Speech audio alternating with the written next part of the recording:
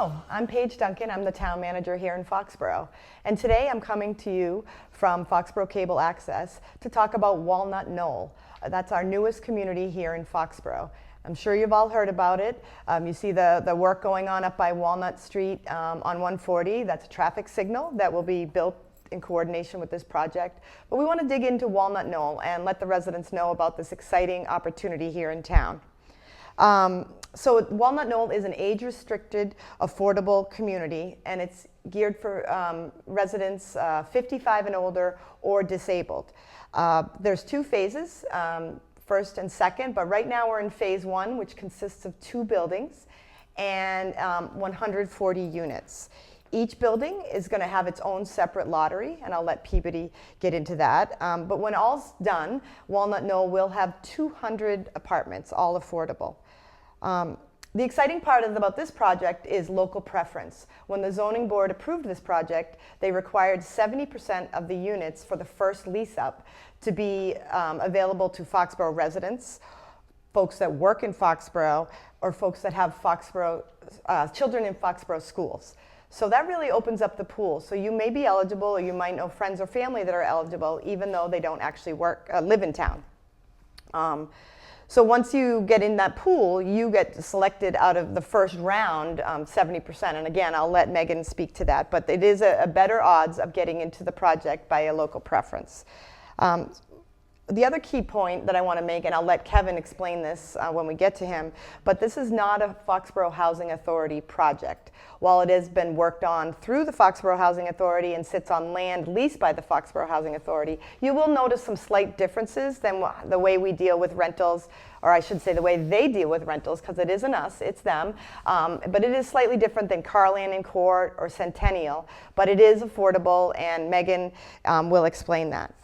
Today we have with me Megan, I'm not going to say her name wrong, Megan Stayskull. She's from Peabody Properties. And we also have Heather Calcagni from Peabody Properties, Mike Mattos from Affordable Housing Collaborative, Kevin Fusco, the Executive Director for the Housing Authority, and Greg Spear from the Housing Authority. So thank you all for joining me today to talk about this exciting project. Heather, did you want to just give us a quick overview of Peabody Properties, why you're here, and sort of your track record? Because I know Greg and I, when we were interviewing, Peabody Properties' track record really did stand out to us. So if you wouldn't mind sharing a bit about it. Sure, absolutely. So Peabody Properties was founded in 1976 by Melissa Fish Crane and Karen Fish Will. So we're a full-service real estate company. We focus on affordable housing. What is really amazing about Peabody Properties is that we have a resident services arm that assists with our residents, our affordable residents, and create an inclusive community within our properties. And we have been a great partner with Affordable Housing Collaborative, and we have worked with them on many projects. Great. And the one thing that, again, you've been in business for about, what, 30 years or so? And almost 50 years. 50, my goodness. And you don't sell that was one of the things Greg and I, and all the Housing Authority, if I recall, really liked about Peabody was that when you build them, you maintain them, you own them, you don't sell them. And Correct. That, from a continuity perspective, seemed like a positive. Absolutely. We become extremely vested in the community, and it's very important for us to stay here and build roots within the community. So we do not sell our properties. We have properties that Mr. Fish built almost 50 years ago that we still manage. Great. And you will be on site, so that's Absolutely. the key. We will be on site 7 days a week. We have a full management team that will be there, property manager, assistant manager, and a full maintenance team that will be available 24 hours, 7 days a week for emergency maintenance. That's great. That's great. Okay, so jumping in, Greg and Mike, let's start with you. Can you just give us a brief background about Walnut Knoll, where it's located, and a little history? We'll start with you, Greg. I'll start with that. So we actually obtained this parcel of land, 16 acres, from DCAM, which is a department pertaining in Massachusetts to get rid of surplus land. I believe that the land was there when 140 and 95 was built. It was an excess piece of land. and it was specifically given to the Housing Authority for the use of affordable housing. So it's been a 10-year project trying to get it, trying to find the right developer, trying to do RFPs because it's something we've never done before.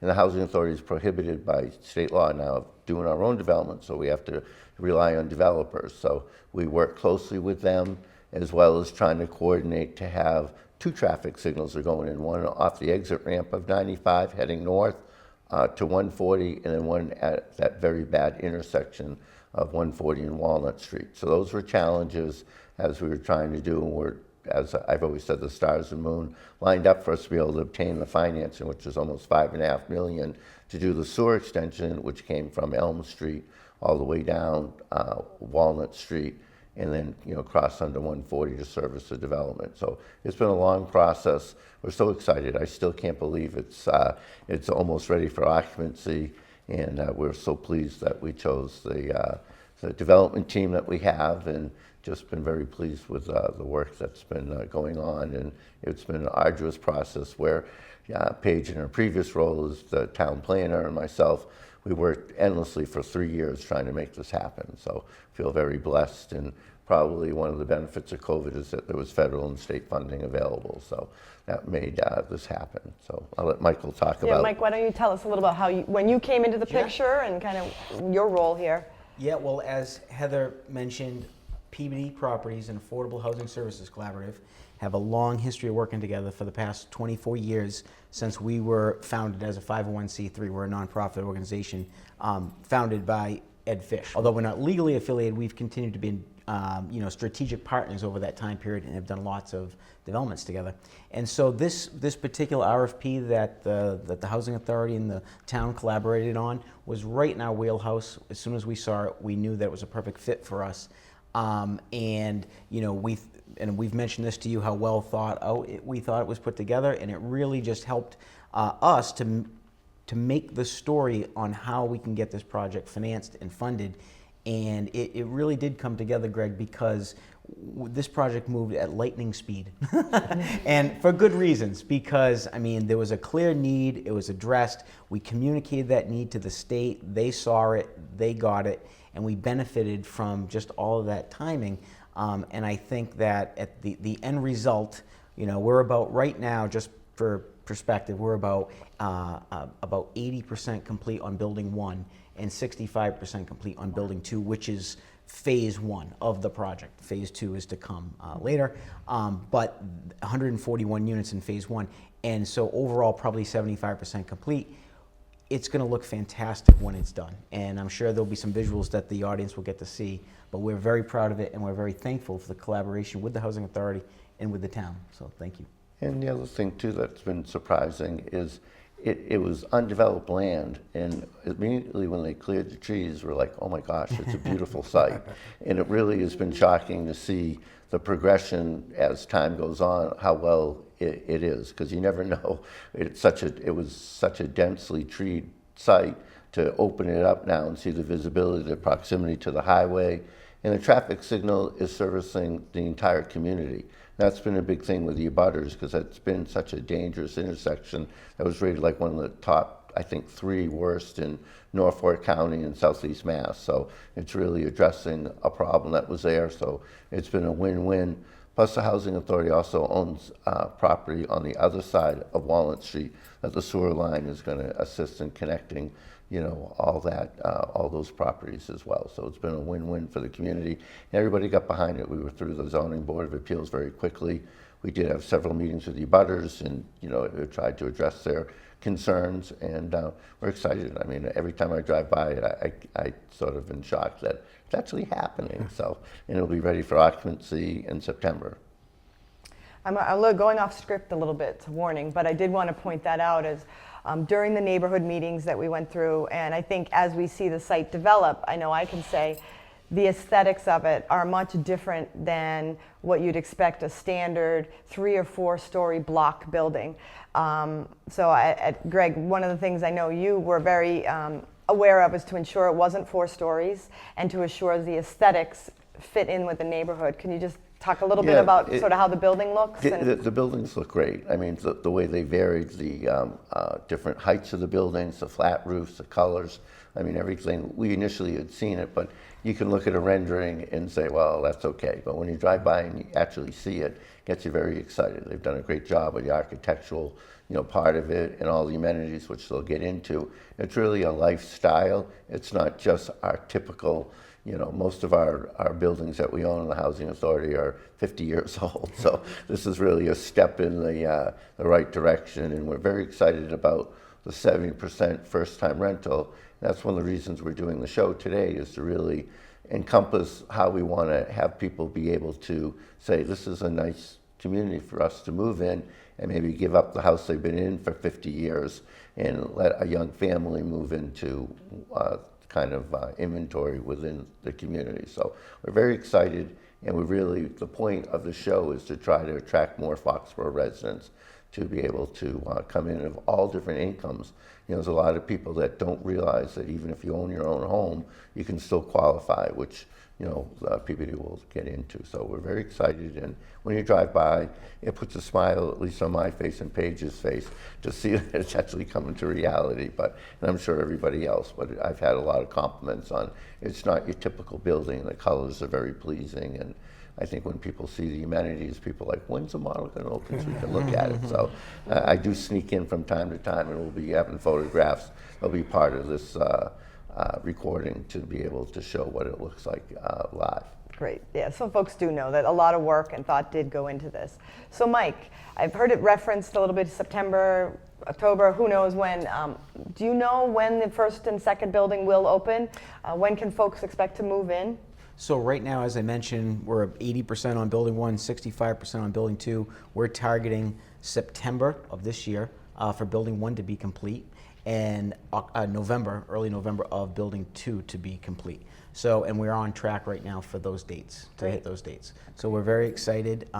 Again, things continue to be going in a very good direction for us. Great. Knock on wood. Exactly. Well, knock on wood. And people see it, but there's over 100 to 130 construction workers there every day. That's right. Which never mind the road work that's going on, just that they're really making great headways. And I think I saw them even on we Saturdays, yes, right? we have been very aggressive in working with our contractor, which we have a long-standing relationship with too, to make sure that they know our deadlines and that they're just as committed to hitting those milestones as we are. Great. So we're all in this together.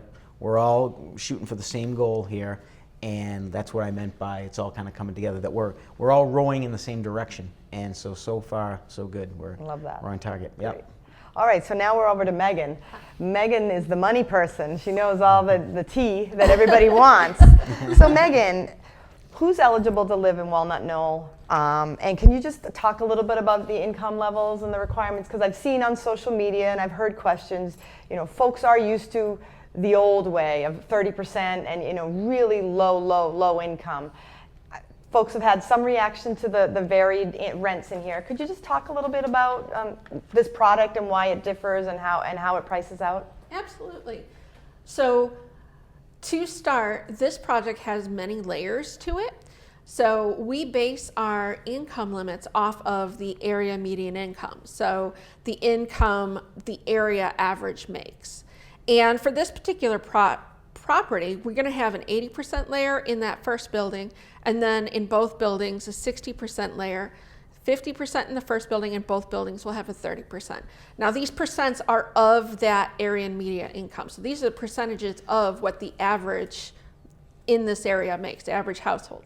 So what does that translate into how you occupy or how you qualify? So let's say your income for one person is at or above $70,000. You would qualify for an 80% unit if you make all the way up to $91,360.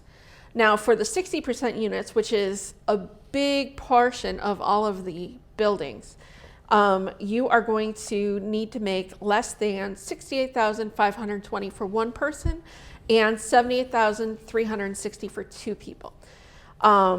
These income limits are all derived from HUD, and they are there to help bring in households that are not just very low income, but we want to get some more of the moderately low income housing, kind of support that middle range between I need assistance with rent and I can't afford market rent. Got it. Just for clarification, HUD is the federal branch Yes. of housing and urban development. Great. And they Yeah. set the numbers? They set the Okay. income limits every year. Great, thank you. On or around March through June. This year, April 1st, we got our new numbers. Okay.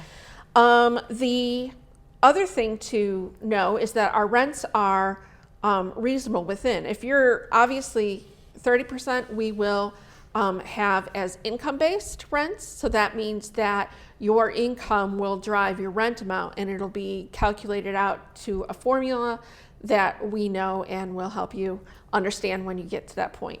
I do want to point out that there are very few of these 30% units. There's 15 in building 1 and I believe 20 in building 2. So that's all we have. Of the other, from 141, that's 35 units.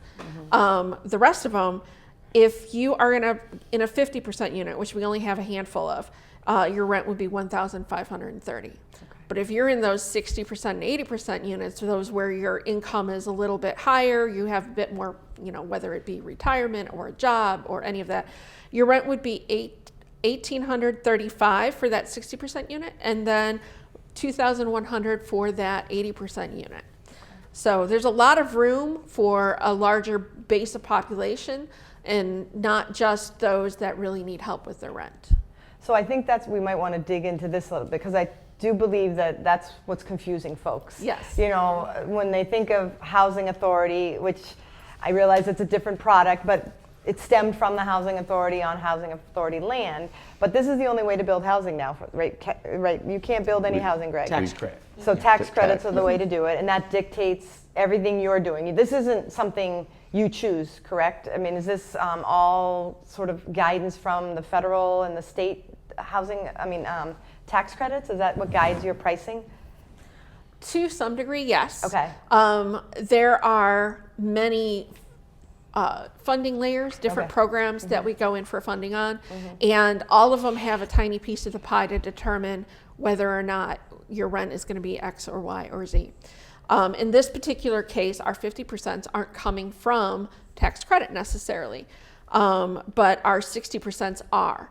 And that tax credit program is really neat because it opens up a lot of affordable housing to, again, that range of people who can pay rent but can't pay market rent. So that would be the 1835 folks. That's what's driven by those tax credits. And then all of them have a lot of rules, all the different programs. That's what I'm there for. I'm here to make sure that we're following the rules so nobody else has to worry about them. And I think the biggest takeaway I want anyone to have is that we have housing for you, and it is state driven, and the state, as much as the federal government, really wants to make sure everybody has an affordable place to live.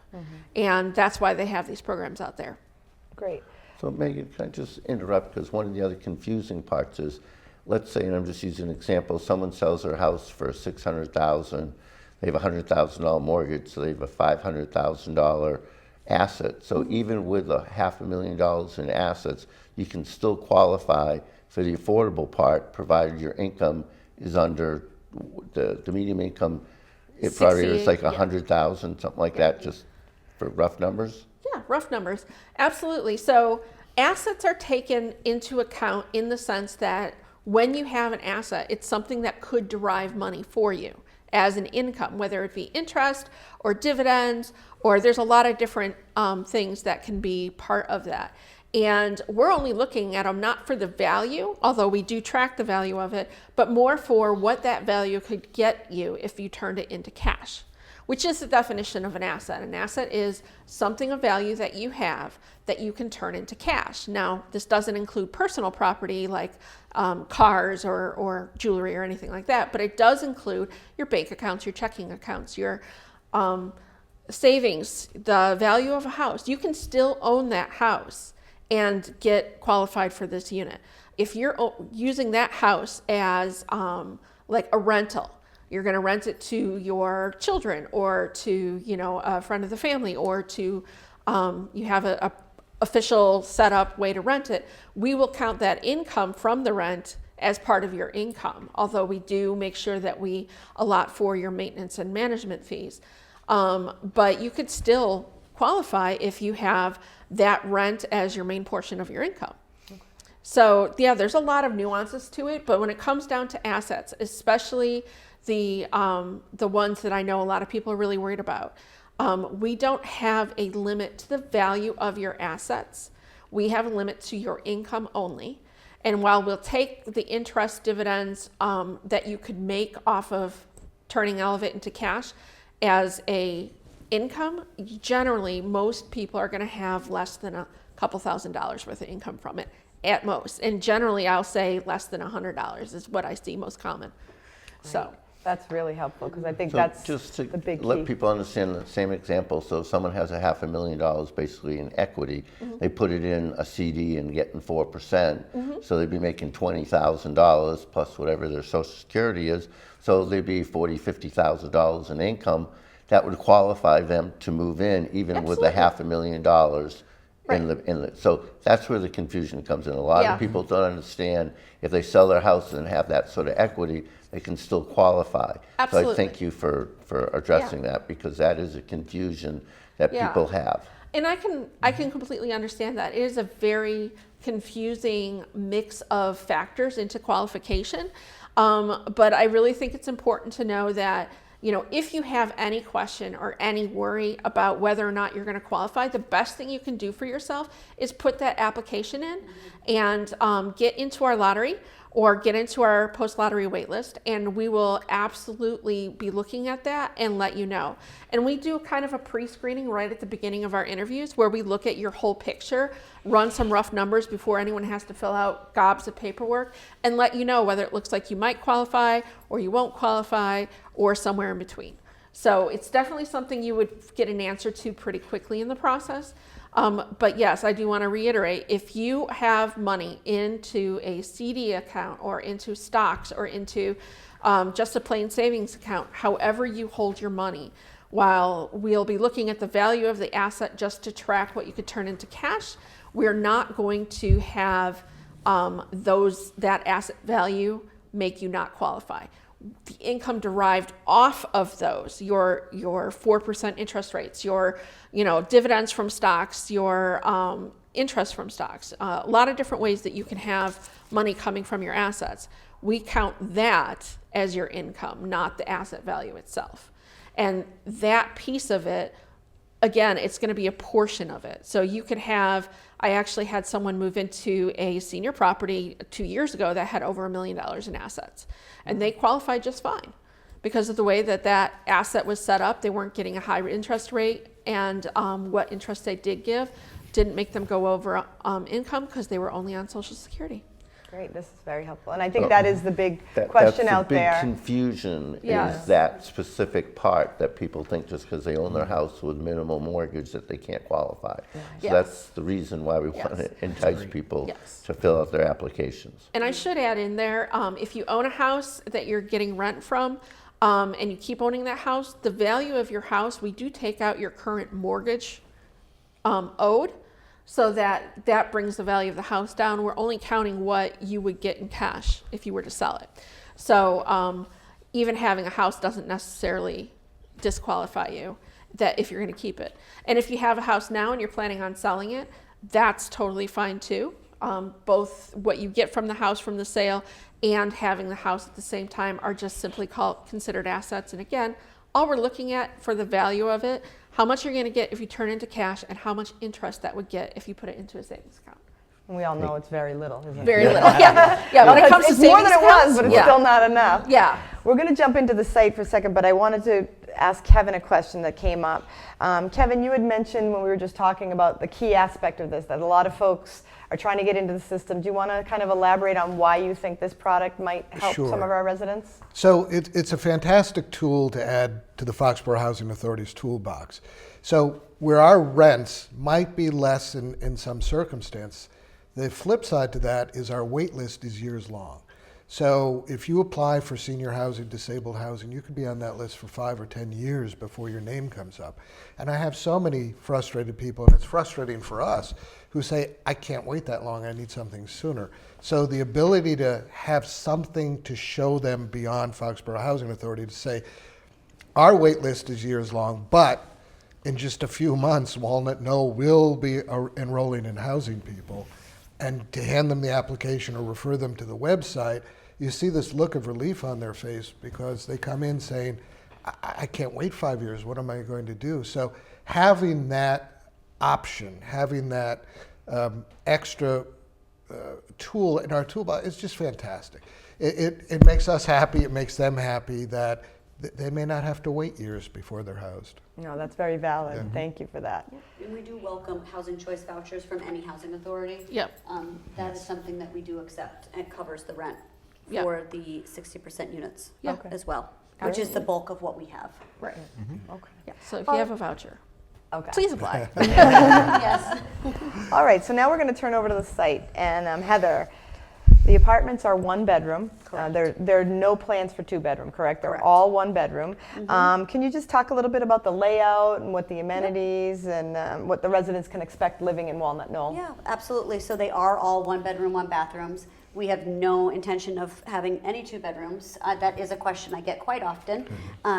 So they all are the kitchens themselves, and we will have photos available for everybody to see. They are shaker style cabinets. They're coffee color. The quartz countertop. So the finishes in these units are very extremely high end. So there's vinyl plank flooring throughout the entire apartment. The quartz countertops are a cream white color. The shaker cabinets, all open concept dining living areas. So it is, some do have islands. There are several different floor plans, but the majority are have the island kitchen in them, and there are some do have patios, some have Juliet balconies. So there are select units that have walkout patios, which is an amazing amenity to have. And within an apartment community, all window coverings are included in the unit when you move in. The bathrooms themselves are all walk-in showers with seats and grab bars already installed in them, which is wonderful for this demographic and clientele. Sure, great, okay. And what about on the site itself? What makes it different and kind of makes it, the rents are more than folks are expecting, but as you've mentioned, this is a lifestyle. I mean, when I drive by and when I've seen some of the videos, can you explain a little bit about what the folks are getting by moving into this community? It's very exciting. This community has a very large amenity package, larger than I've seen on almost any affordable community that we've ever managed. It is a lifestyle. When you move to Walnut Knoll, maintenance free, we take care of all your maintenance. So that's something that people really need to understand. We take care of all the maintenance as a management company. There's nothing that the residents need to do. But in addition to that, it is a lifestyle. There is the amenities are in buildings 1 and 2. There will be some in building 3. Majority are in building 1. The clubhouse itself is, I don't know the exact square footage. It's extremely large. It has meeting rooms. It has a library in the community space. A lot of areas in which we can have resident programming, from anything from a wellness nurse there to yoga classes. It is a lifestyle. So you can participate as much as you want or as little as you want. If you want to just come for a few classes, or your whole morning can be within the clubhouse in the community. Then you step outside. We have fire pits. We have grilling stations. There's outdoor patios that's out there with twinkle lights. It is a beautiful site, and I know we say you drive past it. It's stunning. In addition to that, we have a full pickleball courts, which we know is all the rage. We have a community garden, and we also have a putting green. So it really is a lifestyle choice. So moving from a home and moving to this, it's almost resort style living. That's how I look at it. If you have pets, we do allow pets at the community. There are restrictions that apply, of course, but we have a dog park within there. So The community garden is another place that that you can have your own space. So say you're leaving your home, you have your garden, but you can also have your own little space within the community that you can do your gardening, if it's your cucumbers or your tomatoes or whatever it may be. In addition, we also have a full fitness center that has cardio equipment as well as weightlifting equipment. And we do plan on having a lot of resident programming events, in anything from bringing speakers in to doing social events throughout the community. So it really is going to be such an amazing community for those that choose to live at Walnut Knoll. So we're very, very excited about it. That's great. Now, the couple questions I had that came up, it's one parking space, but there's some extra parking on the site. There is. So every apartment community gets, every apartment home receives one parking space. There is opportunity for additional spaces on a first come, first served basis. We do have several electric charging stations throughout the community as well. The other question was storage. Understood. We are working with local storage companies and possibly building additional storage within the community itself. Great, great. So you've heard that, and you're We've heard you're that. trying to We have respond listened to that. and we responded. We are trying to address some of the concerns that we've heard while we've been under construction. Obviously, it'd be a limited availability, and it'd first come, first serve, as Heather mentioned, but it would be an opportunity to be available. Yeah. Sure. Yeah. And the other question has been laundry. I know they're not individual in-unit washer dryer, but what would the experience be for tenants for doing laundry? Each floor would have its own laundry center. Where Oh, I think, okay. I So think it's we not have, per building? No. It's per floor? No, per floor. Yeah. Oh, that's not bad. Several washer dryers Right. per floor. And would they do like a card or something? I mean, you don't have to go get quarters Right. anymore, No. right? Okay. It is on an app, of course, and you also can have a card. So that we have the opportunity that you can pay with your phone, or we can issue a card and then you can swipe. So if folks aren't tech savvy, can they work with management and get their own Absolutely. card, and they don't have to have an app? They don't need to have an app. We Okay. can take the money if that it is, get them the card. So we are there again to assist in anything to make their lives easier, to help them with this transition from living, say, if it's in a home or a different apartment community, to making it easy and seamless when they move in. So yeah, we are absolutely here to help in any way possible. Great. Mike, I have a question from the community regarding soundproofing. What can you tell us about the construction and privacy and what you anticipate for folks living in those units? Sure. Yeah.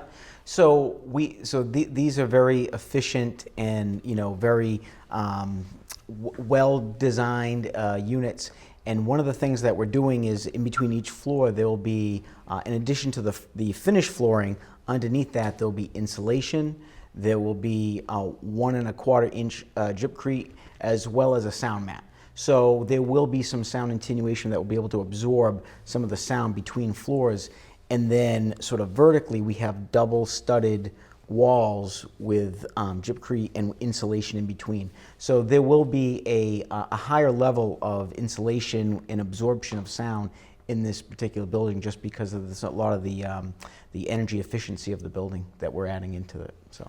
And gypcrete is a type of concrete, so people Correct. understand. Yes, so that it's is made correct. specifically for soundproofing. I was impressed when I was walking. The floors are very stiff, and it does make a difference. And you do have sound insulation board going, on that, and all the hallways have sound. And I was very impressed. There was plywood, and then the sheetrock goes on top of that. So it definitely seems like it's quality construction, and it's being built to new Energy Star type efficiency. So Great. just talk a little bit, because each unit also has to pay their own utilities. Actually, no. So utilities are fully included in the rent, and that was Okay. one thing I wanted to make sure that we got in today Okay. in our discussion.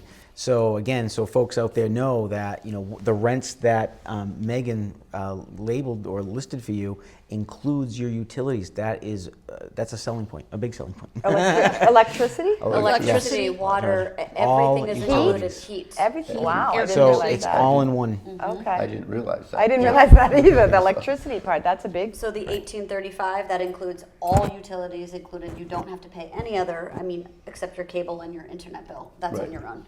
But everything is included. Oh, wow, okay, that's And great. all the activities are all part of it too. That is You don't all have to part pay of for it. that.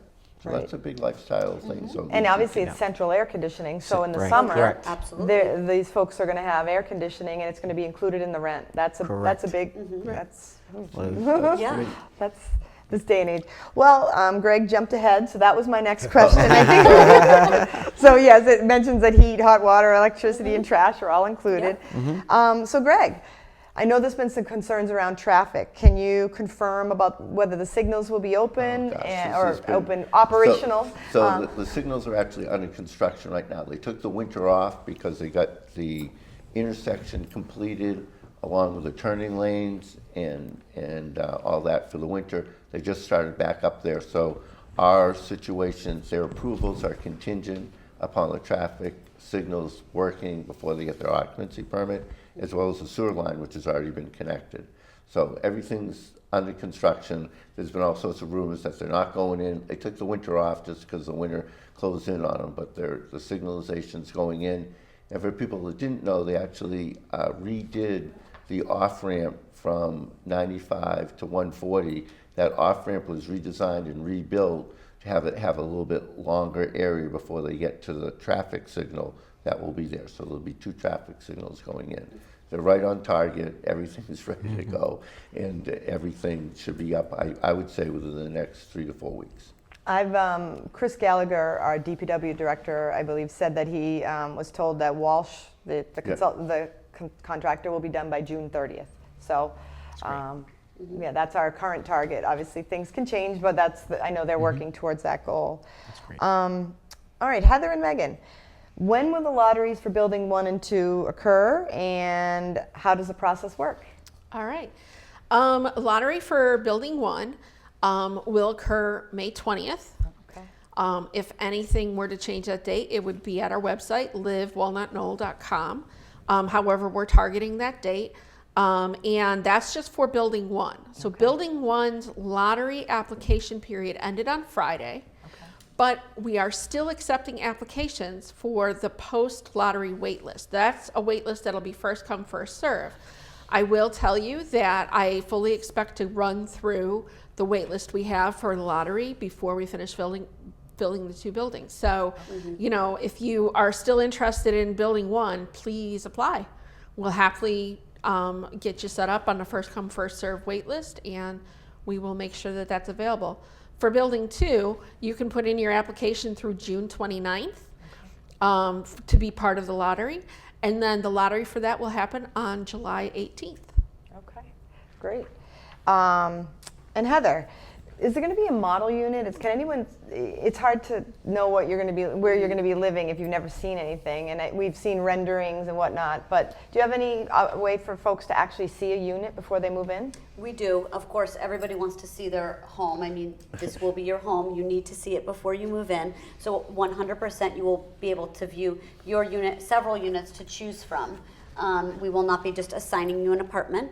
You have choices and preferences of if you want to live on the first floor or on the third floor, if you want to face the woods, whatever it may be. So we take all of that into account.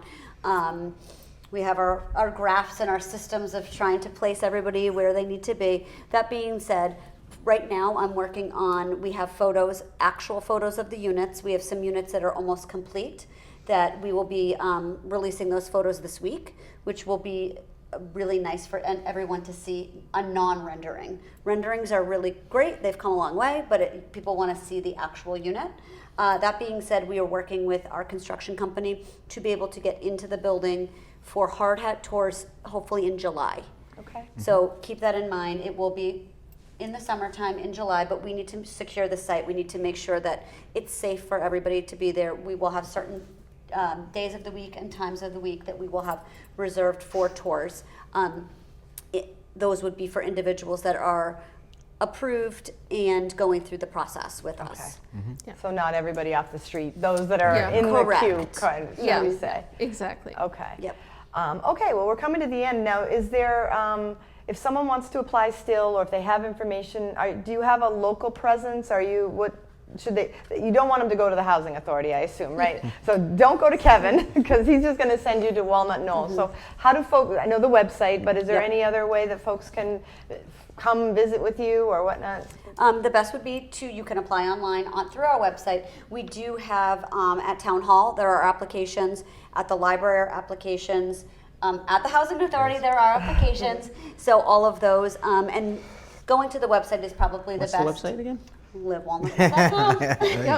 So that's livewalnutknoll.com. Great, okay. Yes. And there is a great flyover video on that, so you can see, again, it's a rendering, but it really showed the amenity package that's coming. They actually have a live flyover as well that is on the website that actually shows the buildings under construction right now. Yeah. So, and I'm sure on this program they're going to have actual photographs of the interiors Yep. of existing units. That should be part of this program as well. Yeah, and the website did have floor plans, if I remember has floor correctly. plans So you on there. can take a look at that. So I think what the else are most we important forgetting? thing, I'm sorry. Go ahead, no, we're gonna- is to apply. Please apply. Ask any questions. We are here to help. That is our job. We are in the business of housing individuals. We want to have you live with us. We will guide you through the process. I understand it can be overwhelming at times. There's a lot of paperwork. We're here to help you. We will answer any questions, and we will get you through it and move you in to start that new lifestyle. And please. just in closing, I think it's so important for people to realize that we negotiated 70% first-time rental.